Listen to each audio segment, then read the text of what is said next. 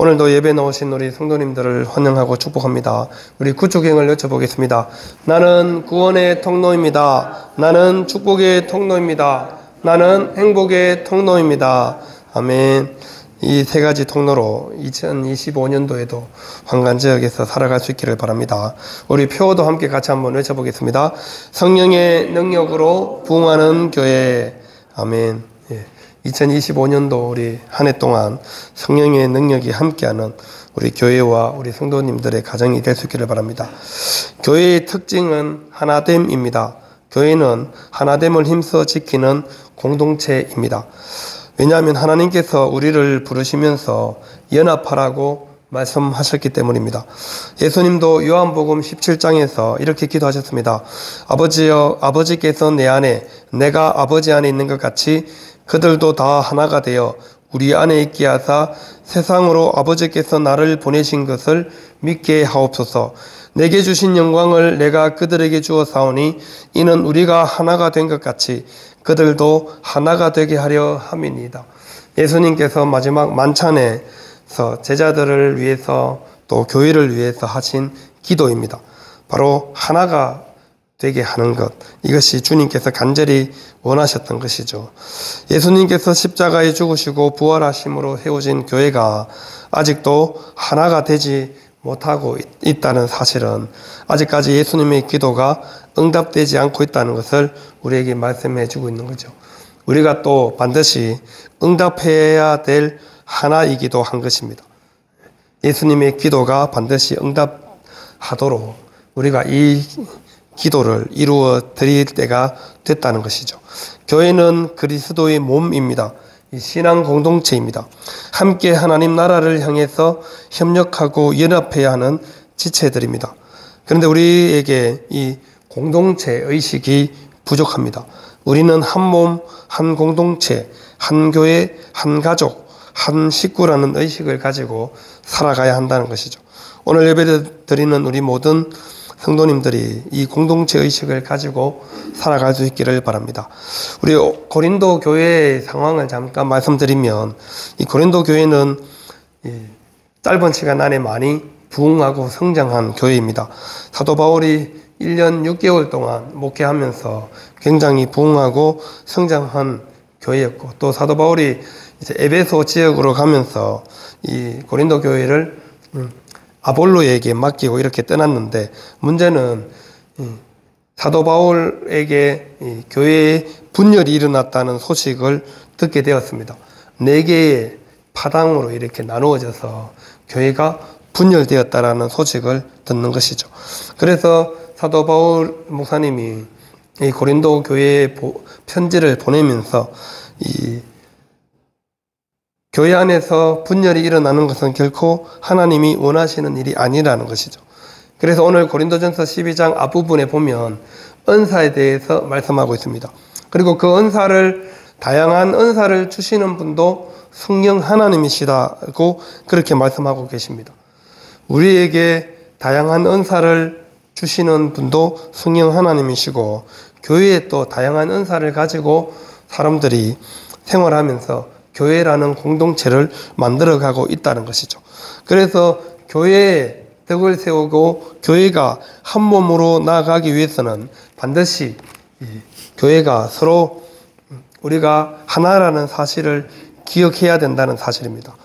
그래서 은사는 하나님이 그의 뜻대로 각 사람에게 나누어 주신 것이다. 그렇게 12장 11절에 기록되어 있죠.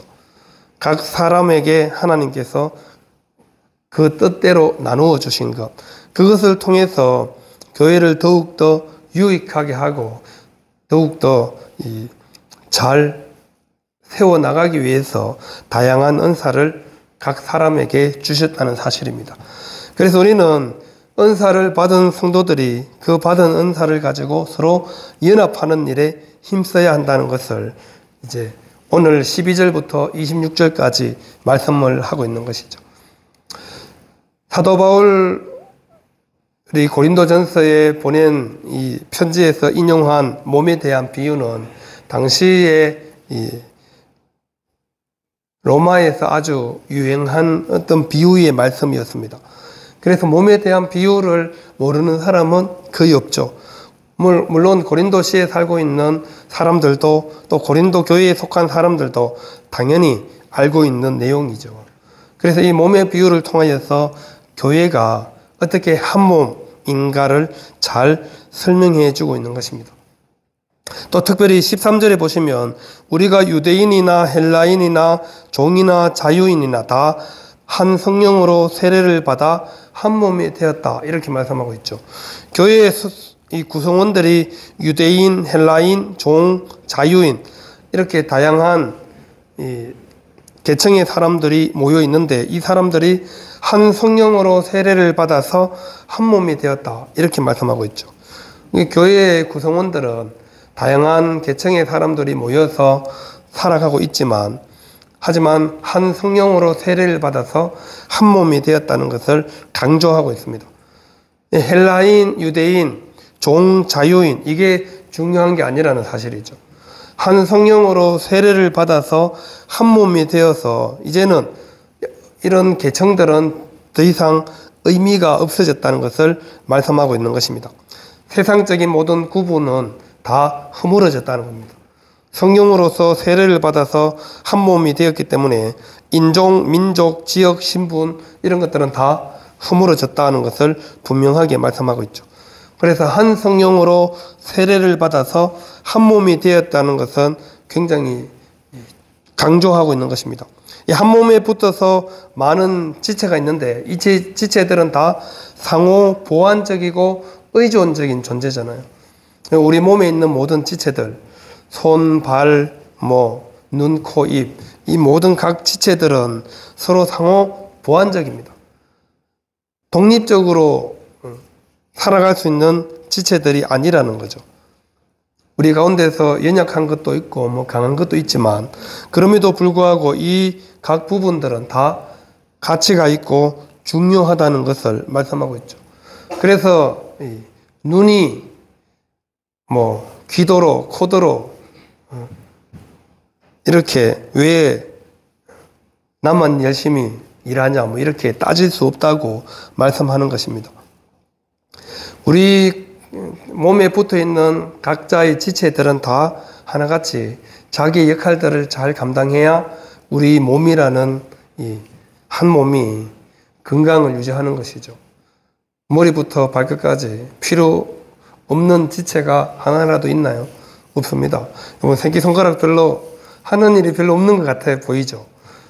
새끼손가락. 새끼손가락이 없으면 어떻게 될까요? 이상하게 되겠죠. 새끼손가락 없는 손이 4개다. 그러면 정상이 아닌 겁니다. 장애우라고 부르죠. 우리 지체 중에 어느 것도 다 마찬가지입니다. 발가락 하나가 없으면 제대로 서지 못한다 그러잖아요.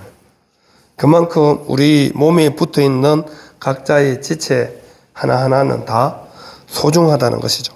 그런 지체들은 또 각자 서로 의존적일 밖에 없습니다. 상호 보완적이고 의존적일 수밖에 없다는 것이죠. 그래서 17절에 보시면 만일 온몸이 눈이면 듣는 곳은 어디며 온몸이 듣는 곳이면 냄새 맡는 곳은 어디냐. 온몸이 눈이면 듣는 곳이 어디냐. 온몸이 듣는 곳이면 냄새 맡는 곳은 어디냐. 각자 자기의 역할 서로 다 달라야지 제대로 자기 역할을 잘 감당할 수 있다는 것을 말씀하고 있는 것이죠. 몸에 붙어 있는 지체가 여럿이 아니라 하나면 그 몸은 더 이상 몸이 아니죠. 이상한 몸이 되는 겁니다. 온몸이 눈이면 상상도 안 되죠, 여러분. 눈만 다 있으면 손 역할, 발 역할을 누가 해요? 그래서 이 사도 바울 목사님이 온몸이 눈이면 온몸의 지체가 여럿이 다양하게 각각 나눠져서 자기 역할들을 감당해야 되는데 그 역할들을 하지 않으면 아무런 소용이 없다 말씀하고 있죠. 그래서 교회는 다양함이 필수입니다. 교회는 여러 성도들이 한 사람 한 사람이 이곳에 공동체로 모여 있는 이유가 있다는 것이죠. 각 지체의 역할들이 다르기 때문에 그 역할들이 다 다른 역할들을 통해서 한 몸을 이루듯이 교회도 마찬가지라는 겁니다. 한 사람 한 사람, 여러분 한 명 한 명이 다 다른 역할들을 하기 때문에 교회라는 이 공동체가 제대로 굴러가는 것입니다. 우리 황간제일교회에 속한 모든 성도님들이 바로 한 몸이지만 우리는 다양한 사람들이 모여서 각각 다른 역할들을 하는 겁니다. 똑같은 사람은 한 명도 없죠. 다 다르죠. 그래서 각각 자기에게 주어진 일들을 다르게 할 때 교회라는 공동체가 제대로 잘 돌아가는 것입니다. 어떤 사람들은 뭐 교회 청소하는 분도 계시고 또 식당에서 열심히 봉사하는 분도 계시고 또 어떤 사람들은 뭐 피아노도 또 플룻도 부시고 예배 안내도 하시고 이렇게 다양한 일들을 다 하는 이유가 바로 그런 겁니다. 교회라는 공동체가 다 각각 자기에게 주어진 일들을 하나님께서 맡기셔서 주의 몸된 교회가 공동체가 제대로 돌아가는 것이죠. 황간제일교회 성도로 하나님께서 부르셨으니까 우리는 끝까지 함께 가야 합니다. 한 몸이기 때문이죠. 15절 16절에 발이 손이 아니라서 몸에 붙어 있지 않겠다. 귀가 눈이 아니니 몸에 붙어 있지 않겠다. 그럼 어떻게 되겠어요, 몸이?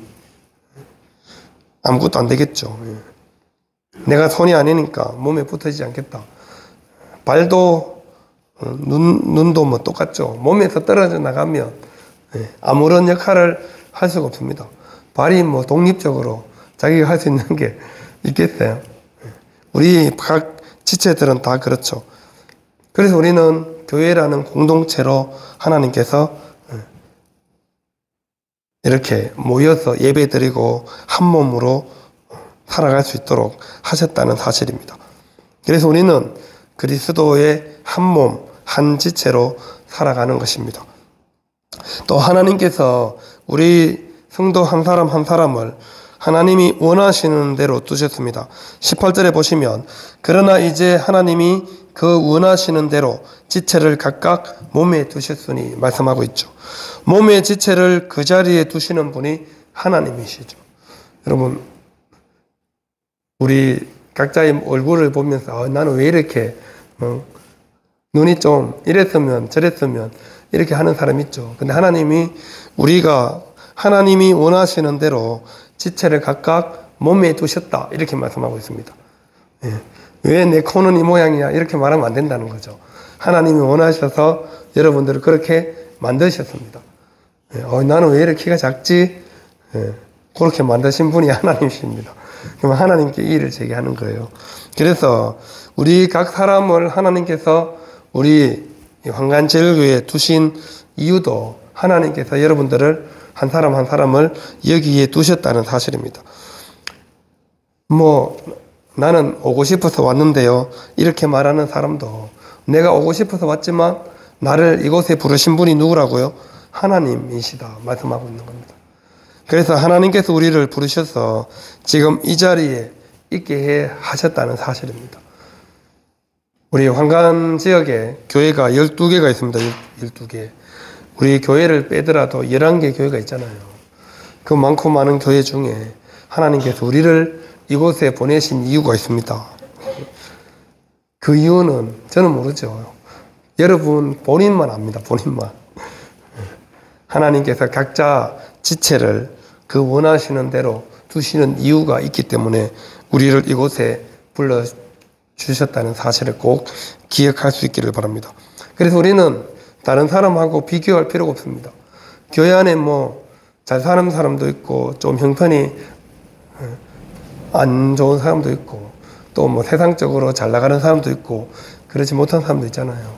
그런 것 전혀 따질 필요가 없다는 것입니다. 왜냐하면 하나님께서 우리를 각각 그 자리에 두셨기 때문에 눈은 되게 예쁘게 생겼는데 코는 왜 이 모양이야 이렇게 따지면 안 되는 거죠. 그죠? 그 사람 전체를 보고 뭐 잘생겼다 못생겼다 얘기하잖아요. 그죠? 뭐 눈만 예쁘다 코만 예쁘다 이렇게 말하는 사람 아무도 없잖아요. 그렇죠? 그 사람 전체가 한 몸인 것처럼 우리에게 또 마찬가지라는 거죠. 교회 공동체도 마찬가지입니다. 우리 안에서 우리끼리 서로 비교하거나 이렇게 하면 전혀 도움이 되지 않는다는 겁니다. 하나님께서 우리 각각 우리를 다르게 해주셨기 때문에 아무도 똑같은 사람을 이곳에 둔 적이 없습니다. 그래서 우리는 전부 다 다른 형편, 다른 상황 속에서 하나님을 믿고 믿음의 공동체로 살아가는 것이죠. 그래서 우리는 세상 속에서 어떤 저런 지위나 이런 것들은 다 교회오면 내려놓는 겁니다. 그래서 교회오면 다 한 몸, 한 지체로 살아가는 것이죠. 그래서 예수 그리스도 안에서 우리는 한 성령으로 세례를 받아서 한 몸이 되었다는 것을 사도 바울이 강조하는 이유가 바로 거기입니다. 한 성령으로 세례를 받아서 한 몸이 되었기 때문에 세상적인 지위 이런 것들은 전혀 우리에게 중요치 않다는 것을 분명하게 말씀하고 있는 것이죠. 사람들은 자신이 가지고 있는 것을 잘 보지 못합니다. 그리고 남이 가진 것을 보면서 자신이 부족하고 초라하다고 생각합니다. 자기에게 좋은 게 있어도 자기 건 잘 못 보고 다른 사람에게 있는 것, 좋은 거 보면서 부러워한다는 겁니다. 전혀 그럴 필요가 없죠. 하나님께서 우리 각자에게 다 일일이 우리에게 맞는 것들을 다 주셨습니다. 나는 왜 저 사람에게 없는 거, 나만이 가지고 있는 게 꼭 있습니다. 다른 사람에게 없는 것, 나에게 꼭 있는, 나만 갖고 있는 것이 꼭 있다는 사실을 기억하시길 바랍니다. 여러분, 강아지와 당나귀가 똑같이 행동하면 될까요? 안 될까요? 강아지는 늘 주인 앞에서 막 꼬리도 살랑살랑 흔들고 주인하고 가까이 있죠. 당나귀가 강아지처럼 하면 어떻게 될까요? 주인이 화내겠죠. 나도 강아지처럼 할 거야 그러면서 당나귀가 주인한테 와서 막 꼬리 흔들고 핥고 막 이러면 어떻게 되겠어요? 주인이 좋아하겠어요? 안 좋아하죠. 강아지의 역할과 당나귀의 역할은 다른 거죠. 우리에게 다 그렇다는 겁니다. 하나님이 우리에게 다 눈의 역할, 손의 역할, 발의 역할 다 따로 두셨기 때문에 각자 자기 역할들을 통해서 주의 몸된 교회를 든든히 세워나가는 겁니다. 하나님께서 우리를 그렇게 두셨다는 사실을 꼭 기억할 수 있기를 바랍니다. 또 하나님께서 우리를 공동체로 두시는 이유를 25절, 26절에서 말씀하고 있습니다. 몸 가운데서 분쟁이 없고 오직 여러 지체가 서로 같이 돌보게 하셨느니라. 만일 한 지체가 고통을 받으면 모든 지체가 함께 고통을 받고 한 지체가 영광을 얻으면 모든 지체가 함께 즐거워하느니라. 여러분, 우리가 손가락만 아파도 온 신경이 다 그 아픈 손가락에 마음이 쏠리죠. 신경이 쏠리죠. 그 말씀을 한 겁니다. 몸 가운데서 분쟁이 없고 오직 여러 지체가 서로 같이 돌보게 하셨느니라. 우리 몸에 있는 지체는 서로 싸우는 그런 존재가 아니라 서로 같이 돌보는 존재라는 겁니다. 서로 같이 돌보게 하셨느니라. 만일 한 지체가 고통을 받으면 모든 지체가 함께 고통을 받고 한 지체가 영광을 얻으면 모든 지체가 함께 즐거워하느니라. 이게 우리 몸의 특징이잖아요. 우리 교회도 마찬가지라는 겁니다.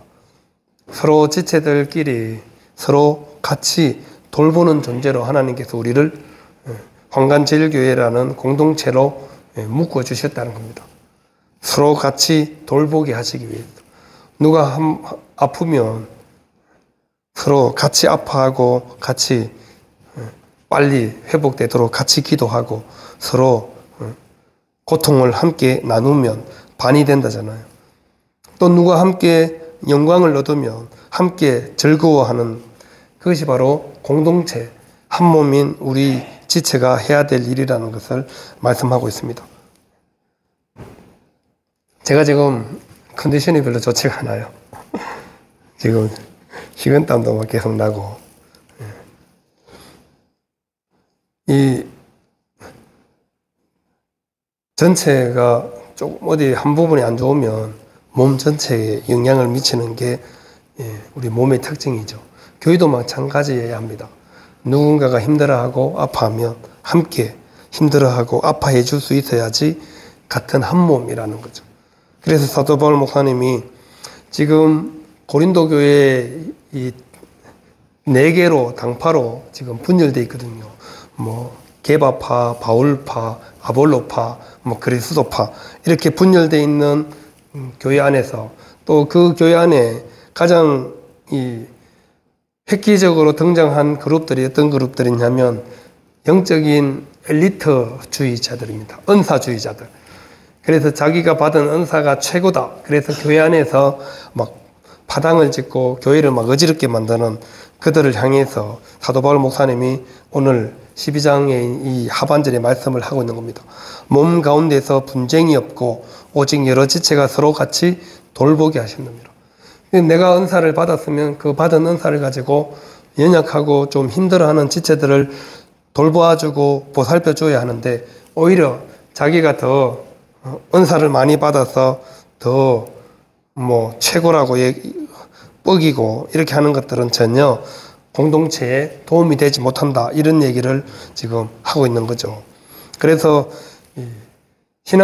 함께 신앙생활하는 우리 몸된 지체들은 서로 같이 돌보고 또 함께 고통을 또 함께 영광을 이렇게 고통도 함께 영광도 함께 하는 것이 중요하다 말씀하는 겁니다.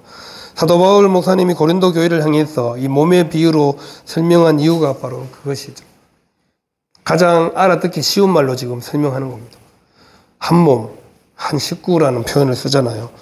그래서 우리 오늘 예배드리는 우리 모든 성도들의 삶 속에서도 정말 우리가 함께 지체들을 서로 돌아보고 서로 관심을 가지고 서로 어떻게 살아가는지 돌볼 수 있는 그런 공동체가 되어야 합니다. 뭐 같이 신앙생활하고 일주일에 한 번 예배드리면서 상대방이 어떻게 살아가는지 전혀 관심도 가지지 않으면 같은 지체라고 할 수 없다는 거죠. 한 몸, 한 식구라고 말하면서 저 사람이 밥은 잘 먹고 다니는지 추운 날씨에 뭐 집은 따뜻한지 이런 걸 잘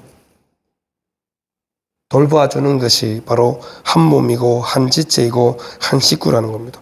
그래서 우리가 신앙생활 하면서 같이 믿음생활하는 우리끼리 서로 돌아보고 또 같이 한 몸 의식을 가지고 살아가야 함을 계속해서 강조하고 있는 것입니다.